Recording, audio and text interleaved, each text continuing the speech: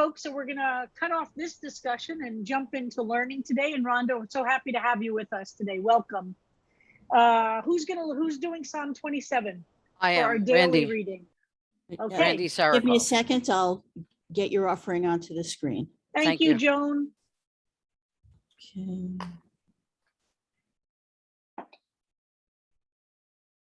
Okay, so this is actually one that I had. No, this is not the right one. This is No. not the right one. No, sorry.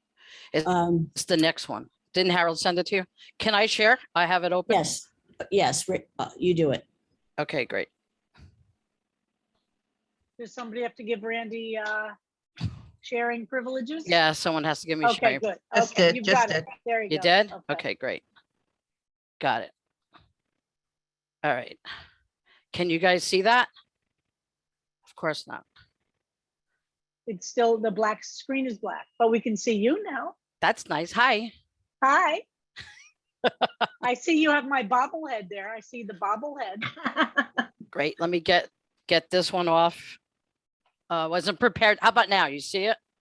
Yes. Excellent. Okay. So this is a psalm I've been working on for 2 years. Psalm 27, my interpretation. A song for David. Adonai, be my light. Rescue me from a world filled with darkness. Guide me to find the strength to not be afraid. Adonai provides reinforcement, surrounding my life with love. Whom shall I fear? My enemies are many, attacking me from all sides, from within and from without. Why do they not stumble and fall? Even if my enemies were camped just outside my door, my heart, strengthened by your light, shall be strong. Though battle is waged against me, I have trust in your light.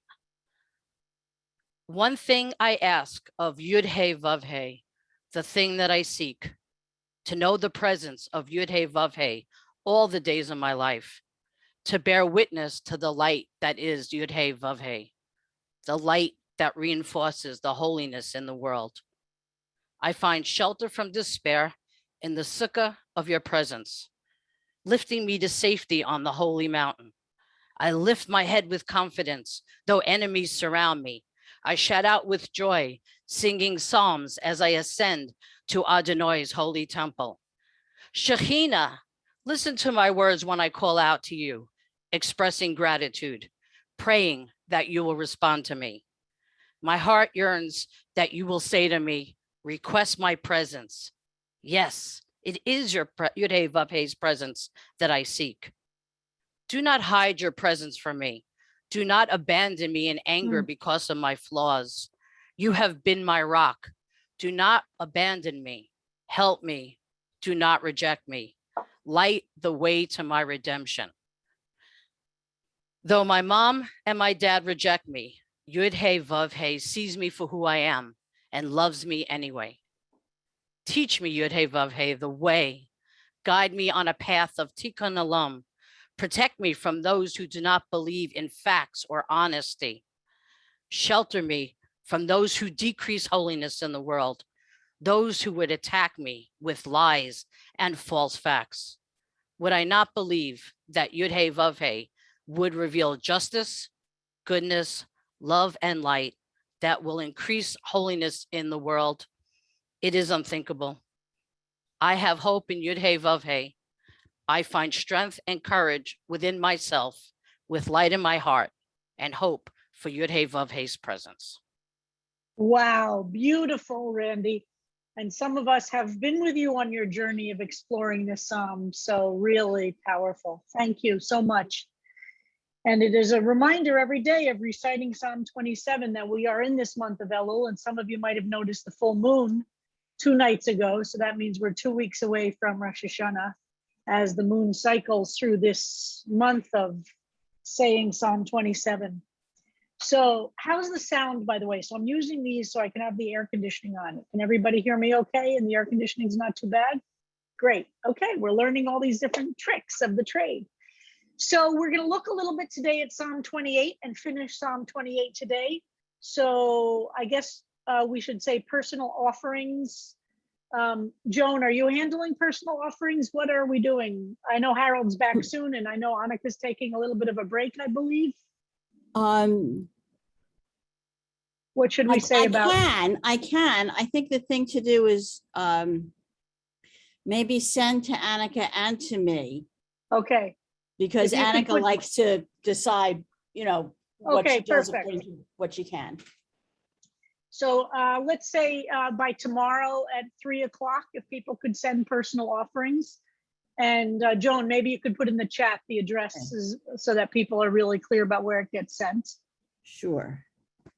And so we're going to look at Psalm 28 in the, and we're going to not do Psalm 29, by the way, because you studied Psalm 29 as part of the Psalms for Kabbalat Shabbat.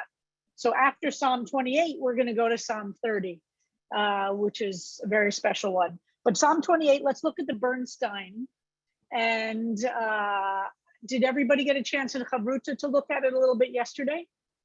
Yes. Okay, so if you have comments, if we look at could we have a bit more time for the Psalm offering?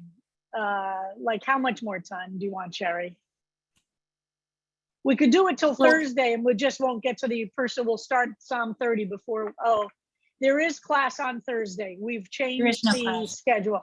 There is class on Thursday. There is. Okay. Yes, we changed we're having a staff retreat, but it's going to be Thursday afternoon instead of Thursday morning. So we will have class on Thursday. Okay. So a bit more time would be great. How about a day? So we'll just go on to Psalm 30 and then we'll come back to the offerings. So how about we say Thursday at 3? Okay. Okay. All Okay, right. great. So let's look at Bernstein Psalm 28. And I have in front of me also, I'm looking at the Levy and the Bernstein because there are things I want to point out. But let's look at the Bernstein. So yes, class on Thursday. So revise what we said last week. And can I have somebody read this? Now, Do are we you have a looking at the volunteer? right thing? Because the screen share Yes. happens really fast. Okay. Yes, I'm looking at the right thing. Thanks, Joan. Okay. Aura, would you read it, please? Thank you. If you don't hear me, if you don't listen, I might go straight to hell. So help me resist the easy slide into mire, the pull to deceive temptation, to lie to myself, others. Deception comes easily. I see it all over, how power prestige can turn some men into demigods on stilts, heedless of downtrodden underfoot. Payback time, bring them down and keep them down. Stay true to those who try to live in truth. Redeem your people, bless your land, carry us forever. Your truth is what remains when human power wanes. Thank you so much, Aura. So, so again, looking at Bernstein, we see she lets go of the numbering of the verses, of that strict structure. She lets go of the superscription Le David, and she gets right into this beginning part of the Psalm where she is directly speaking to God and says, if you don't hear me, if you don't listen, I might go straight to hell. Okay, so let me hear how some folks responded to this yesterday, or if you have thoughts responding to Bernstein.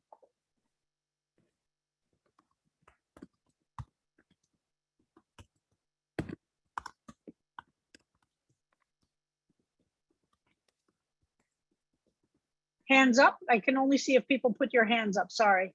Adine? I think she knocked it out of the park in this one. Aha. Tell me about that. I just find it remarkable, candid and insightful in that she acknowledges, her resistance. And then some of the language here is the idea of the demigods being on stilts, stepping on the downtrodden. I know, isn't that It's so fantastic? fresh and just fabulous because, there's always a personal aspect of viciousness, even though sometimes these systems are abstract, like the seed company, the viciousness they go after small farmers with. Yeah. So anyway, I just think she captures that so well and yet makes it personal. So I think it's amazing. That's just, Yeah, yeah. fantastic. I'm glad you like it. And as you can see by exploring the different authors, translators, interpreters, they're going to be different. It's not like you're going to like one all the time. And sometimes one in particular just gets right into the place for you. And that's what's so important about having this range. Linda Solomon. Yes, when we talked yesterday in Chavruta, one of the things that captured us was the couplet at the end, the truth is what remains when human power wanes. We recognized that it was the only time that she used rhyming in this piece. Ah, good point. Yep. And also that was thanks to Laurie Spear, identified that immediately. And we liked the way it was written so that it was the 5, then the 3, then the 1 words on each line of the last 3 lines. And the fact that it felt like it was a winding down of the psalm as you got to the last word. So we were very impressed with that. And also with the semi-gods on stilts. I know, I love that image. And I also so powerful. Payback time. Payback time. It was great. Yeah, yeah. Yeah, it's a good example of using very contemporary language. Right. But again, exactly as I've said to you, if somebody else is reading this in 1,000 years, like we're reading the Psalms of 2,000 years ago, we understand what payback time means in colloquial English today. If there's no law in 1,000 years when somebody is reading this and has only studied English as a written language and is not speaking, they're going to have a hard time figuring out what a phrase like payback time means, since it's so colloquial. But that helps us to see our difficulty in accessing sometimes what this ancient language means. Vivian. I like payback time too. I appreciate that. Partly because the introduction of colloquialism brings a kind of energy into it, which relates to that verse that bring them down, keep them down, stay, try, and then moving to truth. So I thought that was a wonderful move. A very powerful rendering. Thank you. Yes, thank you, Vivian. Jeremy Lawrence. Well, payback time, if you had asked me what payback time was 15 years ago, I wouldn't know what you were talking about. Maybe even 10 years ago, I wouldn't have known what you're talking about. Maybe even 5 years ago, I wouldn't know about. And 5 years from now, I doubt that anybody will know what we're talking about. Yeah. It's one of those phrases that has come into the language. It's convenient and it's short and it feels right, but I think it's abrupt and it's slick. It bothers me in Psalm land, but she is absolutely going for it with the first, with the first quatrain there. I might go straight to hell. No, whatever it is, all gloves off. So I guess payback time in this version is payback time for me. and my own curmudgeonliness. That's great, Jeremy. Thank you. Sherry Simon. What struck me was the phrase that Jeremy picked up on as well, was I might go straight to hell. First of all, I didn't hear that kind of imagery in any of the other Psalms we've studied. Excellent point. It seems much more, I'd see that in a Christian setting. On the other hand, it's not if I do something bad, I'll go to hell. It's if you don't listen to me. Yes, yes. Which in some way, some conception of hell is the lack of God's, grace rather than, some pit of fire. Yeah. But I'd like you to comment on it too, as to, how you feel about that phrase. Well, it's very interesting because if we go back to the original Hebrew to see where she's getting that imagery from, it's very interesting because we've discussed in previous Psalms the use of the word Sheol for some reference to some afterlife, which is mysterious and not clear what it means. But the original Hebrew of this Psalm doesn't even use the word Sheol, which is kind of a classic, as I said, a classic Jewish word for something of afterlife. The word that's used in the original Hebrew is bor, bet vav resh, which means literally a pit or a big, it can mean literally, and I don't mean it figuratively, I mean it literally. It can mean a pit in the ground. It can also, of course, mean spiritually a pit. That's the word that's used when we in the book of Genesis and discussing what happens to Joseph when his brothers throw him into a pit. This is the word that's used. And we've talked in other Psalms and in other moments about the concept of how in ancient language, the sense of being lower is often contrasted to height as a sense of being lost or feeling distance from holiness. And so a pit I think we can all relate to that, right? What does it feel like when you're in a pit of our own lives? And we talk about it in 12-step language when we talk about hitting a bottom. This is kind of a Jewish, a very biblical sense of that. What does bottom look like? That's what this pit is. So it's very interesting to me that she chooses to explore that as hell. Now I notice in Levy's translation of the word bor, he capitalizes the word pit, which I find fascinating. And I think what he's doing there, and there's a comment, let me find the comment where he has,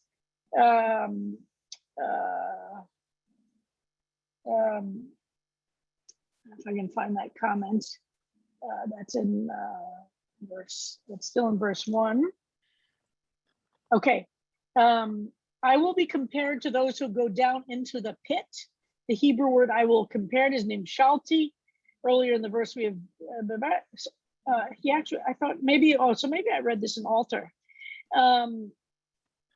So he capitalizes pit to give it this sense of place, which is, I think, the same impulse that Bernstein uses here to translate it as hell. She doesn't capitalize hell.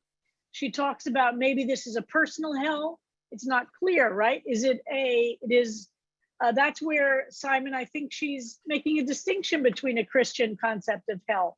Maybe she's using the contemporary language of hell to mean something even broader than just an afterlife. It could mean the hell of our own lives or of our own making, and not just the fire and brimstone Christian image of post-death hell. Do you know what I mean? So it's very interesting, and we can't know for sure what she means by it. I like feeling the pit sense of bottom, sense of how we all lose a sense of place in our own lives and sometimes feel completely like we're so far in a pit we can't pull ourselves out. How do we get out from bottoming out? Lori Spear, I see, has a hand up. When I read I might go straight to hell, I was thinking of it in the contemporary flippant kind of sense, I'm going to go to hell with myself. I'm just going to lose control. I'm going to, not be a responsible human being. And so I was seeing it that way. Yep. Great. Thank you. Joan? Yeah, I was intrigued by whoever it was that pointed out about the rhyme at the end. And I just wanted to share that there's a lot of repetition of vowels. I'm not sure if it's called alliteration when it's vowels and not consonants, but at the beginning, the I sound, the slide into mire, the temptation to lie, there's repetition of sounds quite a bit. Yes. And then what makes it different at the end is partly that it's usually not the A sound vowel. I might go straight to hell uses that A vowel, and then it's not used again in the poem. And then at the end, you have the vowel and the consonant together, you know, making a full rhyme, you know, but it builds up that way. So yes, I think she does it. This is one of, I agree. I think Dean said it. This one, she really nails some interesting pieces to it. I see some other hands up, but those are folks who have already spoken. Are you still ready? Oh no, there's Lisa Brown. Yeah, so what I really liked about the Bernstein, was that I feel that more so than in the other Psalms, she's, according to how I read the original Hebrew, she synopsizes the Hebrew. I mean, she, you know, the original Psalm, and she cuts out a lot of the commentary that's in original Psalm. And by putting in her own interpretation, I mean, the stanza that says deception comes easy, I see it all over, how power, prestige, that's not in the Psalm. But I think to me, it's clearly the meaning of the Psalm. Yes. So I really like the way she has synopsized and reinterpreted the Psalm in a way that actually doesn't reinterpret the Psalm. I think it's just the very bare bones meaning of the Psalm, and I think she does a really great job with it. I agree. That's the issue of getting to the essence, and this is what I keep encouraging each of you to do as you explore making a Psalm your own. What does this Psalm mean to you? Where does it touch something in you that receives something from this Psalm? And sometimes you'll range far away from the literal words that are on the page, and sometimes you'll stay closer. Fisher in Psalm 28, this question of how to respond to this word bore for a pit is a fascinating one to watch how different interpreters and poets respond. So Fisher's first paragraph is, I call out to you, my rock, don't turn unheeding from me, for if you silence move away, I will be like one fallen down into a dark, cold pit. So very interesting that Fisher goes into the imagery literally of a pit, but I think Bernstein's using hell is kind of brings interesting stuff up, so that I think what she's doing is I think saying the easy slide into mire is another reference to the pit in some ways, right? So it's another physicalization, or I'm not sure what the right word is for that. Embodiment. But embodiment, yes. Right, that's a better word. Embodiment of the image of a pit, right? The easy slide into mire. Wow, that is such a great use, but she stays away from the word pit itself. But I think Fisher's, I will be like one fallen down into a dark, cold pit. Also powerful. Okay, there was somebody else. Did somebody else have a hand up? Sue Rosansky. Okay, yeah, Sarah just put it in the chat, but I was going to mention that yesterday Sarah Siegel read a translation that used grave for that word. Uh-huh. Right, they're good and good. Well, excellent. Michael. Thank you. I just look at the overview, and I think that this is Bernstein's expression of faith in God.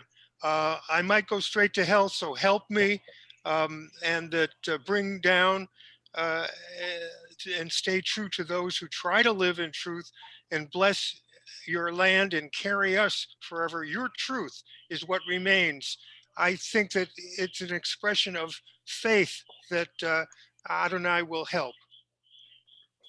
Yes, I agree. I think, I'm not sure. Can you guys hear me still? Yes? Yeah. Okay, I'm afraid the AirPods are dying. I agree.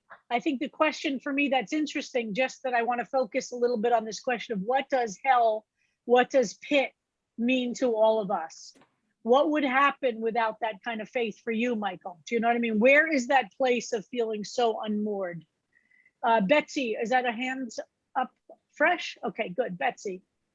So it's interesting because when I first read this yesterday, my reaction to the first few lines and how I felt about the whole interpretation was, if you don't hear me and you don't listen, it was like putting everything outside of herself and like just blaming someone else. If you're not there, I can't do it. And almost like I need you to help enable me. But in the conversation today and your question about hell, I realized that in a way it's saying I need to be in partnership. I need help.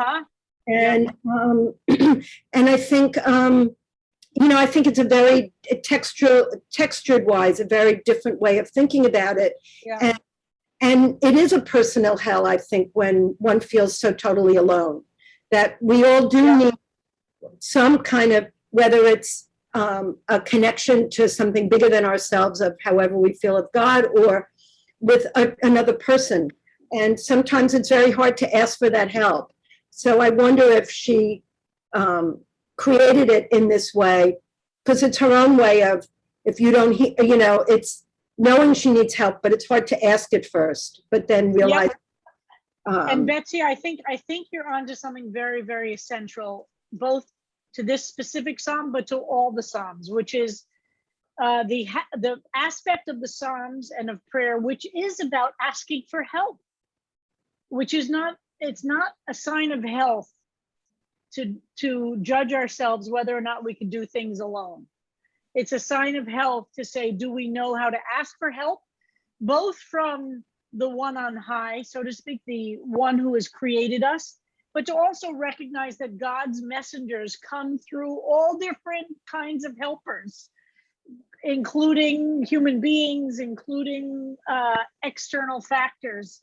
Those are also expressions of godliness. And the ability to know how to ask for help and recognize that is really important, really, really important. Sarah Siegel. You asked about hell, thank you. What our personal version is. For me, it's a couple things. One is feeling like I'm not understood by others. I haven't even gotten to the divine part yet, but even just other human beings, if I feel misunderstood, that's hell. And also if I'm trying to escape hell, that becomes hell. Like if I'm using things or people to escape, that is definitely hell. It becomes hell. Thanks. But how do you escape it? No. I mean, if I'm using substances or objectifying people, I make my own hell. Right. Got it. Understood. Beautiful. Debbie, is that a new hand up?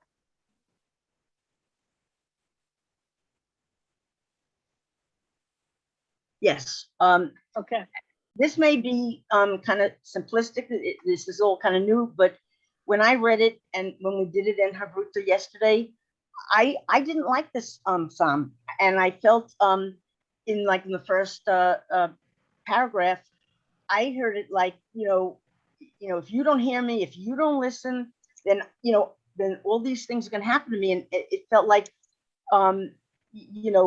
taking no responsibility for your own action and for your own, even talking later about people. Some people can be this and some people can be that. So, payback, get rid of them, because I can't resist. So the only way I can be good is if there's absolutely no bad stimuli around me. So I didn't like that. Whatever. So do you see it all differently now or no? Well, I see more. I see more. I just I still have that that initial reaction. Good. Yeah. Okay. Who has not spoken yet today? Rhonda Rose. Hi. The expression demigod on stilts, caught my imagination, and I feel that it's very easy to fall into a depression and into a hell when you spend all your time looking up at these false demigods. And so for me, it's, it's an empowering poem to be more selective as to, you know, what you give your attention to when looking up high. Yeah. And listen, by her acknowledging it's an easy slide into Meyer. We all know it's not so difficult to go there. All right, Judy Hollander. I was with Dean and Robin yesterday, and we spent a lot of time really on that second paragraph, and about deception. And the idea of deception. I'm on my phone, so it's hard to do all these things at once. That if the deception comes easily. I see it all over. We were talking about self-deception and how easy it is to think we're right, that we hear God, and that others should follow us. It's very that we need somehow to hang on to the truth, that we are not being deceived, that by either ourselves or those around us, that we are able somehow to seek out the truth. Yeah, interesting. I think that yes, it was the self-deception that makes people say, I hear God. And Dean mentioned one of the gospel songs, You Walk With Me and You Talk With Me, which I absolutely love, but she had learned it when she was younger. And it really says that it's when you say God walks with me and God talks with me, what really does that mean? And how do we know? Yep. Yeah, and where is the line between being empowered and feeling like a zealot who uses, God's telling me what to do, which we all know in the world is experience creates hell. I mean, literally on earth, right? When somebody says, I know what God wants and you're not doing it, so I get to kill you, rape you, or do whatever I want. That is the danger. Okay, a lot of hands are up. If you've spoken, if you could take down your own hand, so I know for sure if you're still waiting to speak. Randy Sarakoff, take down the hand if you have already spoken. So studying during Elul again, Psalm 27. This feels like Psalm 28 does come after Psalm 27. I know, doesn't it? It really does. I think Psalm 28 is amazing for Elul. Right. So the one thing I ask of God, the one thing I seek is to dwell in the house of Adonai. Now I skip to verse 7. Hear my voice when I call out, be gracious and answer me. Now go into Bernstein. It's not up on the screen, but so if you don't answer me, if you don't hear me, now I'm in this despair. Now I'm in this pit. Great. And honestly, given your drosh back to Friday night was amazing, because I know me, and 99% of the rest of the world is feeling all the weight of Afghanistan, of COVID. You said a lot of it. There's a lot more out there. There are personal things that are going on. I think I'm in the pit right now, and I'm really looking for something. And honestly, just delving into the different verses of Psalm 27 and doing the work of Elul is very, very helpful. So I just wanted to point that out. It's hard to be a sentient human being and not feel overwhelmed right now, given the nature, the state of the world. It's the price we pay for being sentient, I think, and just being aware, being alive. And I agree. Delving into the Psalms, into prayer, into study is a very strengthening thing for me too. And reminding ourselves also what our limits are, right? What we can and can't do. So thank you for that, Randy. Sue Rosansky. Yeah, I didn't take my hand down because I had a different comment. I'm not sure if that's what you meant or not. No, I just meant if you're done speaking, take your hand down so I know. Okay, so I like the fact that she didn't refer to God being deaf. I know that was in, I don't know, one or two of the, some of the other ones, at least one of the other ones. And it kind of bothered, it did bother me because I guess I was, from the point of view that I was thinking of people who are deaf who feel that even though they're deaf, they can communicate, they live full lives, it's a culture they're proud of, and it's not, it's true they don't hear, but,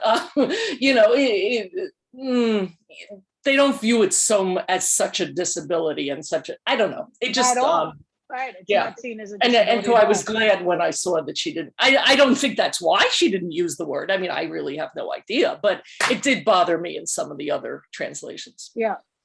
So I think it's a very good point. There are some, and there's a lot written about this, by the way. There's some, it's problematic that in biblical language, which let's remember is 2,500 years old, using blindness and deafness as symptoms of not being seen or heard is problematic.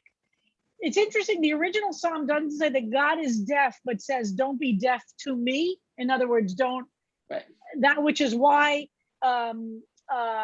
Fisher says, don't turn unheeding from me. Fisher goes to what the original psalmist meant. But Sue, I totally agree with you. There's a lot of things written about the difficulty that the Bible uses blindness and deafness repeatedly in many different places.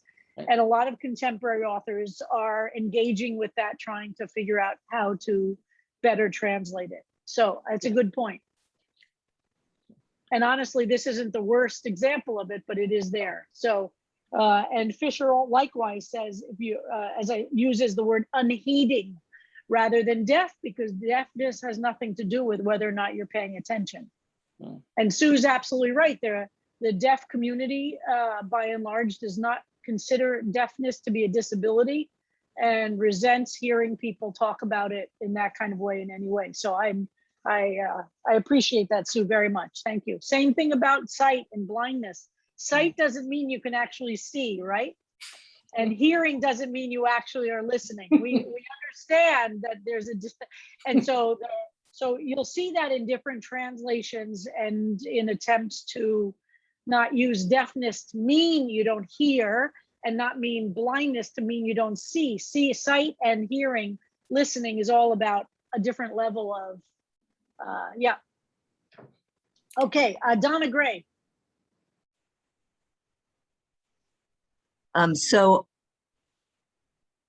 No, I'm muted. Okay.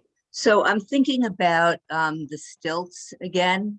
And you know how, and it's talking about like the people who see themselves as demigods on stilts, but stilts are so unstable.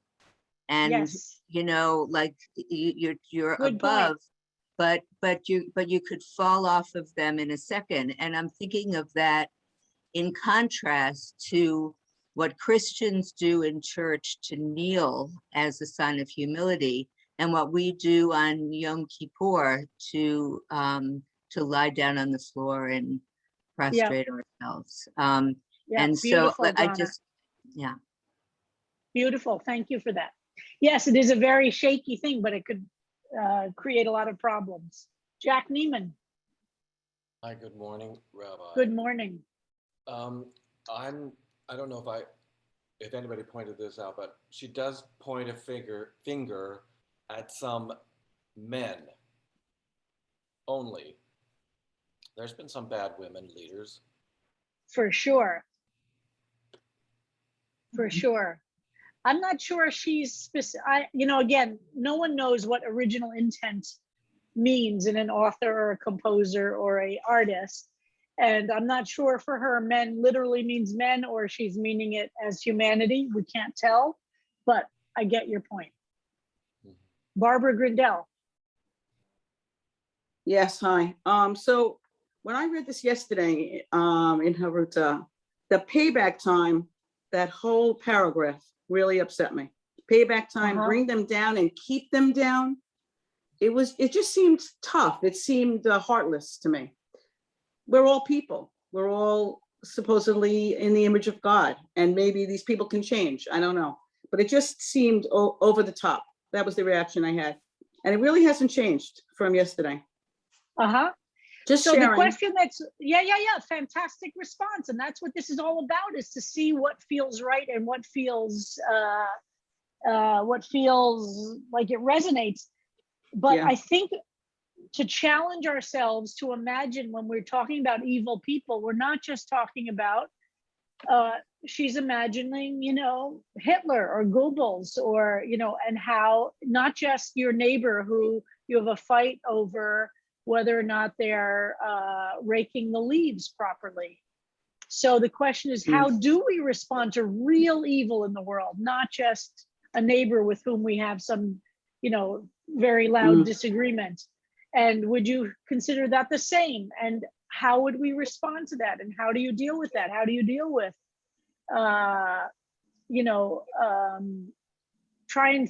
and I'm not saying the response should be different. I'm just challenging us to make sure when we're thinking about evil, we're not using evil to talk about some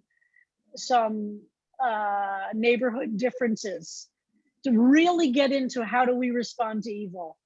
And I'm not saying what the response should be, but don't let the psalmist doesn't want to let you off so easily. There are people in the world for whom hate is a way of life. So I'm just, so let's, right. Okay, Linda Solomon.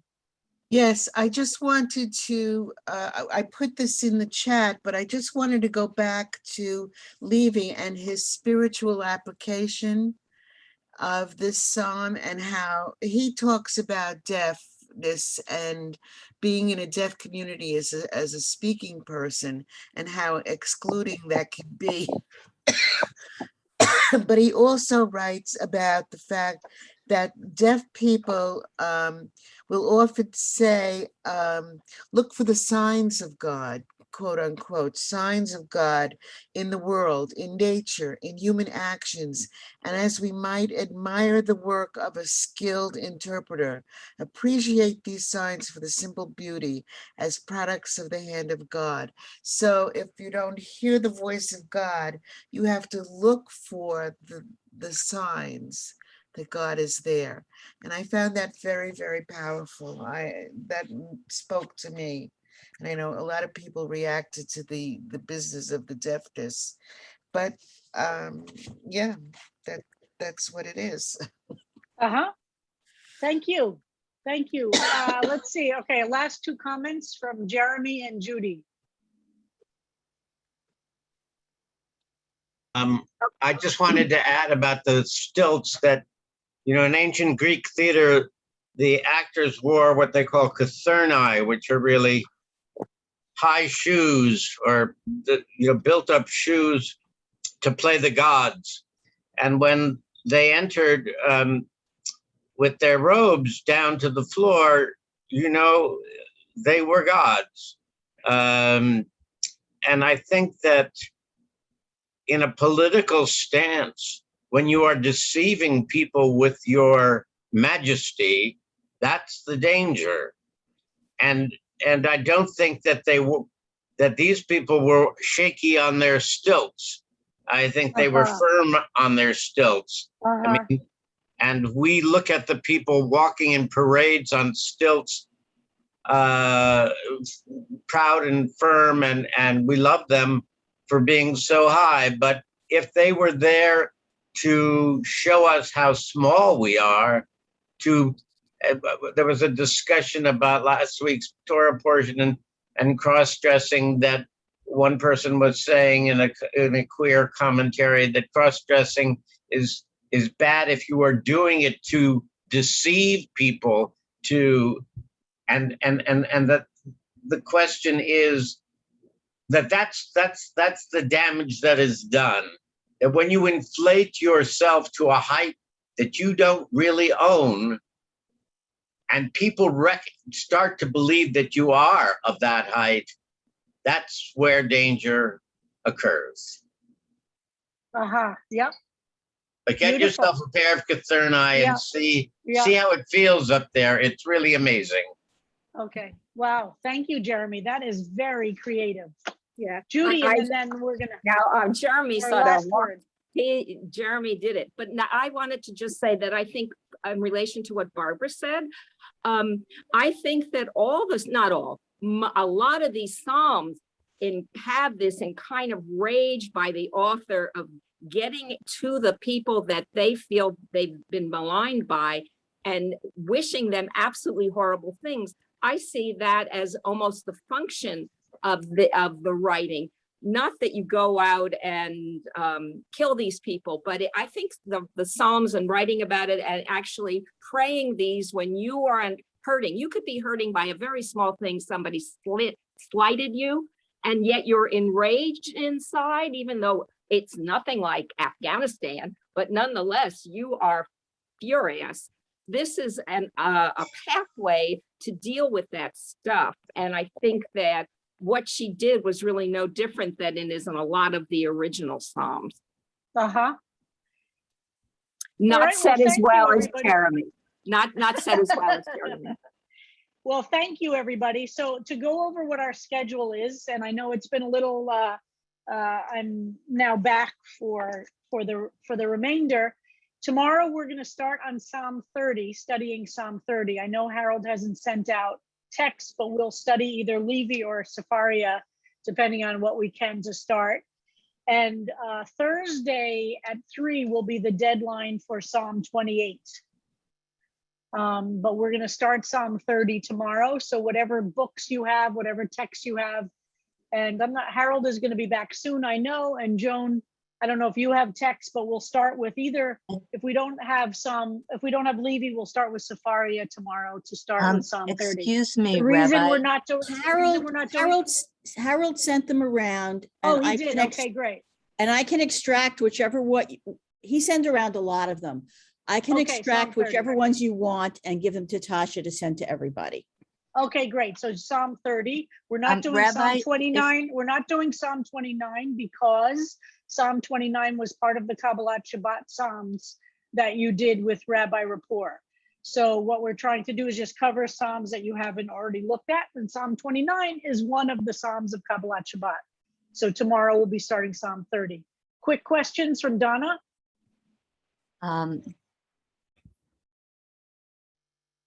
If we're not,